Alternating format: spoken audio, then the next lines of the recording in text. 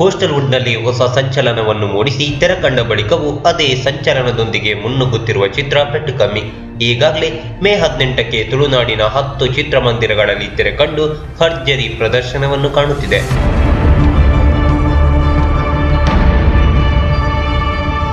ಮೊಟ್ಟ ಮೊದಲ ಬಾರಿಗೆ ತುಳು ಲಿಪಿ ಬಳಸಿದ ಚಿತ್ರ ಎಂದೇ ಖ್ಯಾತಿಗೊಳ್ಳ ಪೆಟ್ಟಕಮ್ಮಿ ಮಂಗಳೂರಿನ ಬೋಳಿಯರ್ ಸಮೀಪ ನಡೆದ ಸತ್ಯ ಘಟನೆಯ ಆಧಾರಿತ ಚಿತ್ರ. ಸಂಪೂರ್ಣ ಮನೋರಂಜನೆಯ ಜೊತೆಗೆ ಯುವ ಸಮುದಾಯಕ್ಕೆ ಉತ್ತಮ ಸಂದೇಶ ನೀಡುವ ಚಿತ್ರ ಇದಾಗಿದ್ದು, ಯುವ ಜನತೆಯಂತೂ ಚಿತ್ರವನ್ನು ಮಿಸ್ ಮಾಡದೆ ನೋಡಲೇಬೇಕು. ಈಗಾಗಲೇ ತುಳು ಅರಮನೆ ಗೆದ್ದ ಪೆಟ್ಟಕಮ್ಮಿಗೆ ಸೆನ್ಸಾರ್ ಮಂಡಳಿ UA ಸರ್ಟಿಫಿಕೇಟ್ ನೀಡಿದೆ.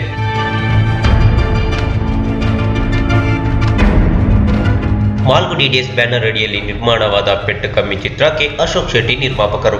ಸುಮಾರು 12 ವರ್ಷಗಳಿಂದ ಬಾಲಿವುಡ್ನ 20ಕ್ಕೂ ಹೆಚ್ಚು ಚಿತ್ರಗಳಲ್ಲಿ ತೊಡಗಿಸಿಕೊಂಡ ಶೆಟ್ಟಿಯವರು ಈ ಹಿಂದೆ ತಮ್ಮ ಬ್ಯಾನರ್ ಮೂಲಕ ಕನ್ನಡದಲ್ಲಿ ದಿ ಪ್ಲಾನ್ ಅನ್ನೋ ಚಿತ್ರವನ್ನು ನಿರ್ಮಿಸಿದ್ರು. ಈ ಚಿತ್ರಕ್ಕೆ ನಿರ್ದೇಶನ ಮಾಡಿದ್ದ ಕೀರ್ತಿ ಪೆಟ್ಟಕಮ್ಮಿಗೂ ಆಕ್ಷನ್ ಕಟ್ ಹೇಳಿದ್ದಾರೆ.